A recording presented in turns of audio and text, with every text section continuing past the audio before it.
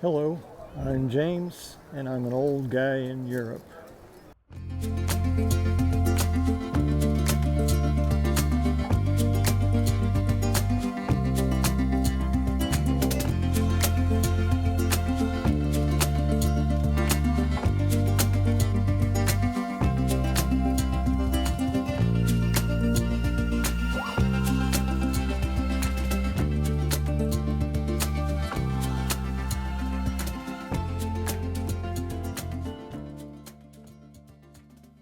Hello, and welcome to another episode of An Old Guy in Europe. This week, I talk with Carl Munson in my featured guest spot on his Good Morning Portugal Show from May of 2022. And we discussed further from last week the power of choice, what not choosing means, and one of the many wise and funny things my mother once said to me. So, as always, sit back, relax, and enjoy.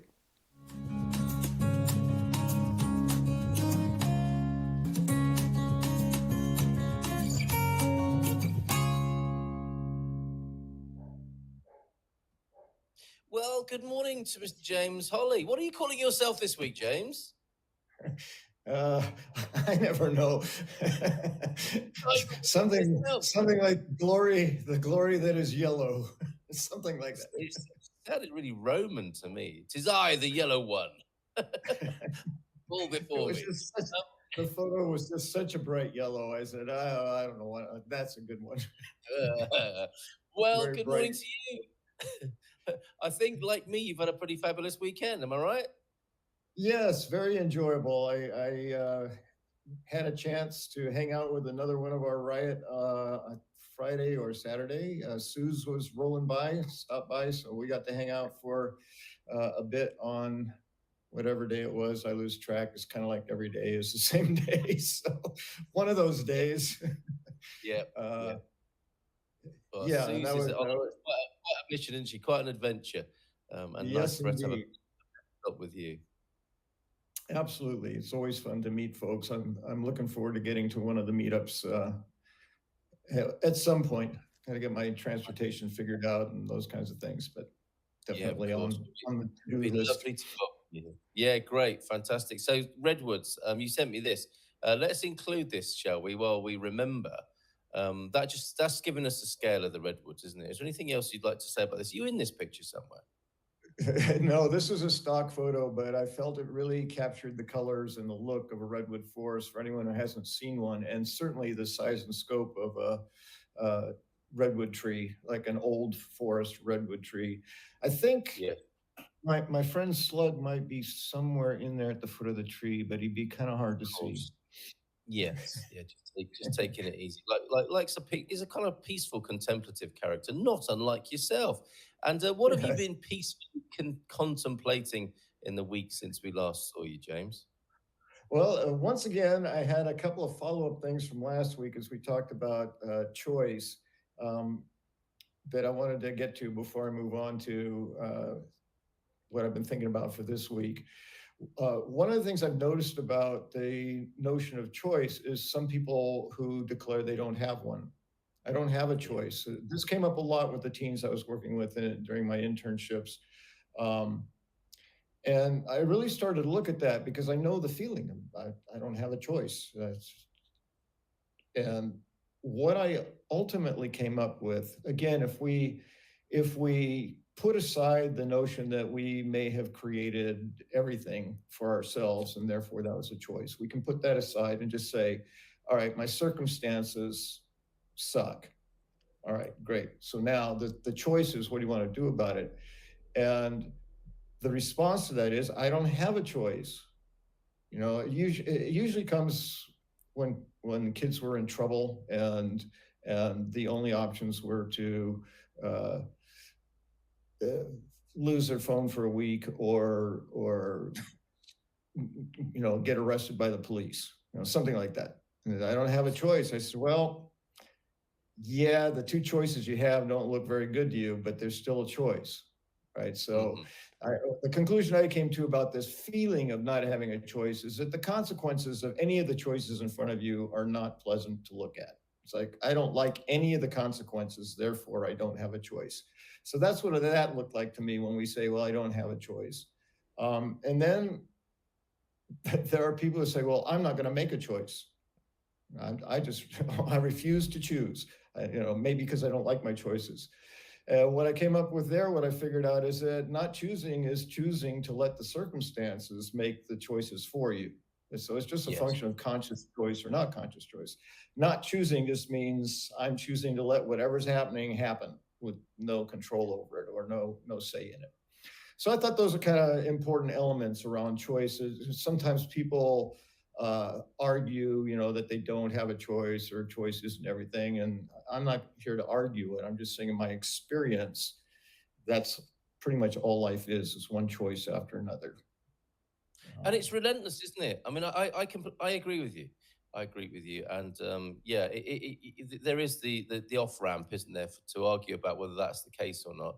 And I like how you put it. I mean, that's your experience, and that's probably the best place to come from, isn't it? Because there can be argument about ideas, but when we share experience, I think something else happens.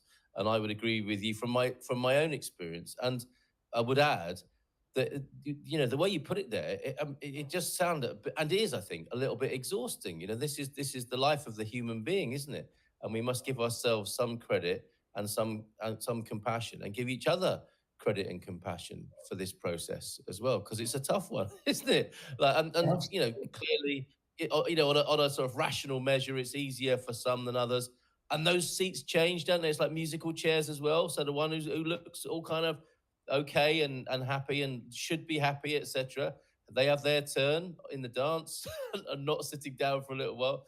And this, I say this, just slightly tongue in cheek, but it's no wonder God loves us, whatever you think that to be, because it is quite tough being a human being. Yes, yeah, you reminded me two things I want to say. Well, first of all, just in response, well, I just lost the first one, so I'll go to the second one. When you said it's exhausting, it reminded me of a conversation I was having with my mother years ago, sharing with her my thought processes, which you might perceive are pretty exhausting in and of themselves. But the notion of self-awareness and doing the work, being conscious and making choices, and she just leaned back and in her own sort of, I don't know, Buddha way, she said, phew, that just sounds like a lot of work. And she's right, of course. And I said, "Yep, it is, Mom, but I wouldn't choose to live my life any other way." So that's fantastic. That's fantastic. I want to see that in a movie.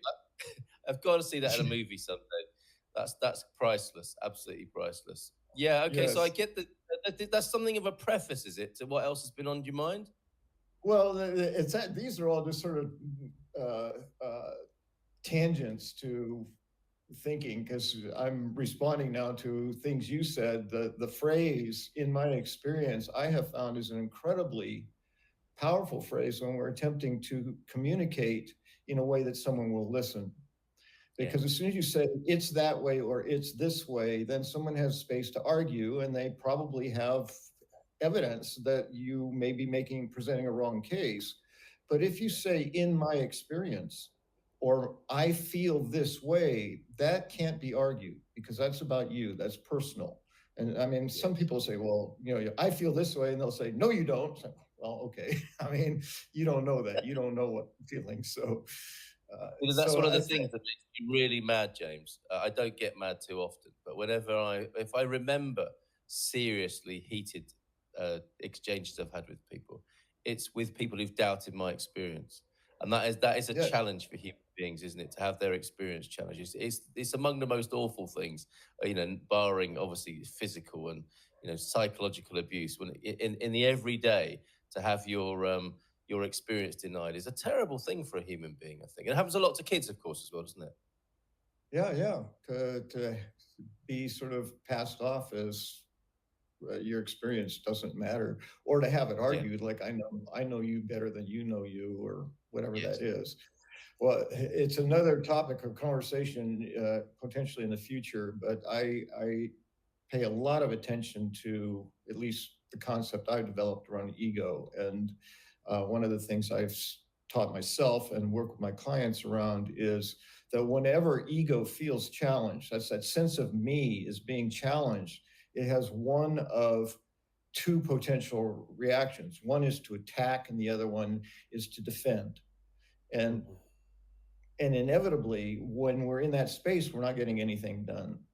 I believe that virtually all conflict is ego battles, just two egos going against each other. All conflict, war, interpersonal relationships, whatever. When we are in conflict, it's just our egos need to survive and exist that comes out in fights. So when someone challenges your feelings or they challenge your experience, it's hard to settle ego down and go, you can't tell me. And that's ego saying, me, you can't tell me that. I know that. And so we get very reactive.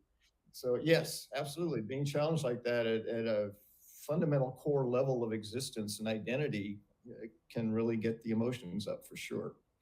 Yeah. So yeah. I've been challenged when I was, oh, go ahead. Sorry, look. Yeah, it's always comforting to see James on the show. It's like having your own therapist for free. Now, I don't. Thank you, Moaz. No, I don't want to break your flow, but I just wanted to add something to what you were saying. Is that all right, or have you got more? Absolutely, yeah, go for it. It's this. It's the challenge of, and it goes back to what you said when you started. You know, people in an unresourceful state. You know, people who are not feeling great, people who are just depressed, or really struggling, suffering with life such as they have it. It's a very, and then then you've got what seems like your wise guy therapist telling you you've got a choice. This is the great problem, isn't it? That you've got when you're not resourced, when you're not happy, it's difficult to see the very thing that might be useful to you based on the therapist's experience, probably your own if you scratch your head and scratch your history. Yeah. Well, what's your hack or way of getting people? It's like. They say you can't stand on your own shadow, but in some ways, in that state, you're standing in your own shadow, aren't you? It's very difficult to see the light when you're stood in your own shadow. Yeah, and I think this is where support comes in. The role of support. Yeah. Oftentimes, we can't do it ourselves. We need someone to help hold us up. We need someone to help move us into the sunshine instead of it stay in the shade, So to have a therapist or to have a friend or a family member, someone who can remind us that there's more than the darkness can be incredibly empowering. And I think that's part of the power of group therapy is that you're sharing an experience, so you're not alone. Other people have been it, and you're in all stages of. Some people are still in that darkness, and some people have found a way to move out, and they have ideas and can talk about their experience and what worked for them. So those are all places. But then there's simple things we can do that we tend not to pay attention to. And I at the risk of being repetitive, the act of intentional deep breath is incredibly empowering, and it can clear that fog instantly for about 15 seconds. Then the chemical reaction that's going on in your brain gets assimilated, and you have to do it again to re-stimulate it. But the beauty of deep breath is it's always available, it's highly effective, and it doesn't cost a penny. We can all do it anytime if we remember. So that's one element, something we can do right now. If I'm feeling a little low, okay, I'm noticing, back to that notice, choose, and act. I have some fundamental themes that I work with consistently because they're so simple and so effective. So if I'm noticing I'm feeling kind of down and I choose to not feel that way, I want to feel better, I have something I know I can do. The action would be to take a few deep breaths in through my nose and exhale through my mouth. If I do that, I will feel better at least for 15 seconds. And if I want to do it again, I can do it again and again and again and again until I'm tired of doing it or I feel a lot better. Another thing. You've forgotten what you were doing. That's always good. And another thing with James, we've got a minute. I can't believe it. This 15 minutes flies by as though it were like 1.5 seconds. We've got about a minute to go before we welcome Gilda. And I'm not sure we even got to where you wanted to go this morning. That's okay. If it's still on my mind next week, I can bring it in. What I'm learning as you and I do this dance, Carl, is to relax a little bit about the idea I have, I don't Yeah. like not having some kind of a format, something that I can, if there's silence, it's like, oh, I have this set up. I'm ready. I have something I can talk about. But I'm also beginning to get the ebb and the flow of being on the show with you and actually having a conversation. So I came actually prepared for that today. So it's perfect that it showed up. It's like, all right, this is fun, kind of a back and forth. I will leave you with one more simple thing. One more simple thing that we can do. And it's an amazing, it's been researched in terms of, well, all the lab stuff that people do, the interconnectedness of all of it. We can do something physical like breathe, and it impacts our emotional state. We can do something physical like smile, even if we feel grumpy or down in the dumps or whatever. Simply force yourself to smile. And you feel like an idiot because inside you feel, and you're going, I'm going to smile. Yes. You know, but if you create a smile and you hold it, and then let the smile begin to influence your body, it will. So you do a smile in combination with deep breathing, you're gonna feel better. It's not a permanent fix. There may be issues you need to deal with to get at a deeper level, actually get stuff resolved. But in the moment, when you feel like you have no choice and you can't feel any better, you can breathe and you can smile, and those things will help. And there are no permanent fixes, either, let's face it.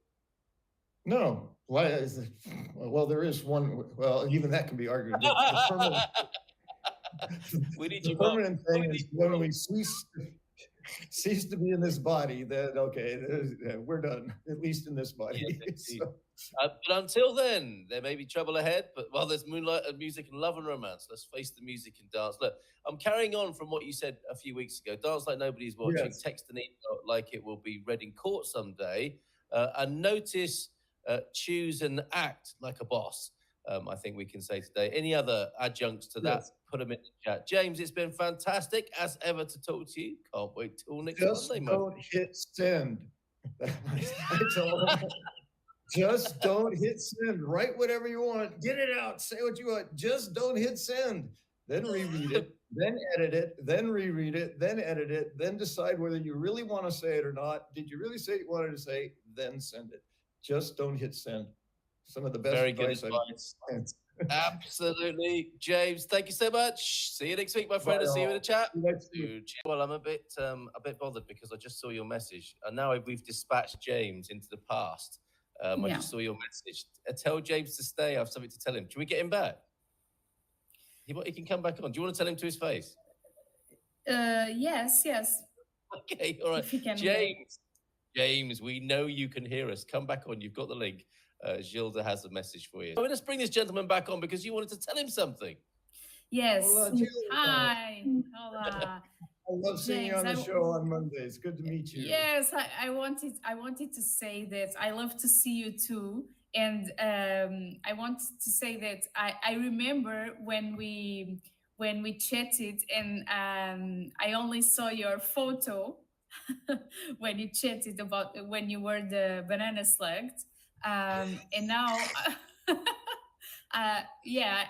from those days to now, it's incredible that to see what you say and how you inspire people, and such as myself, and we are a great community, really. Yes, and you see that James was behind that picture, and we didn't know how much he has to teach us. Can you imagine other people that we have, such as like James? Yes, we might have. Yes, yeah. Indeed. Yeah, well said. Like a reservoir amongst them, you, Gilda. Absolutely. Look, this is what Gilda gets. Fan mail's coming in already. Doutora Gilda, a love heart from Daniela Mura Alves this morning. Good morning to you, Daniela. Thank you for being here. Well, stick around for a while. That's beautiful, Gilda. Thank you for that. Stay a moment to get some of the feedback then, James. The attachment to who I am is what Michelle's talking about there. Absolutely. It's that I. Are we boxing shadows composed from societal influences, experience that we are entrenched in without definition, based on our own inability to define our own truth? I would say yes. I'm going to go with a yes on that. I'd say I need to digest that a bit. That's a lot. That feels very rich. Oh, Suze, an update from Suze. My choice is to go home. Talking of choices this morning, my van's choice is to keep me here longer. So far, it's winning. The van is winning. Fingers crossed. Everything crossed for Suze this morning. Yes. Yes, the breast is very important. The breast is very important. Good tip. Yeah. Yeah, I could hear you. I could hear for hours and hours. So I just wanted to say what a great job you are doing and that I am your fan. Oh, look at that. Thank you so much. The feeling is mutual. Yes, there you go. So stick around a little bit more for some more feedback, because I think we can all share in this. Thank you, James, for sharing your wisdom. It's always good guidance.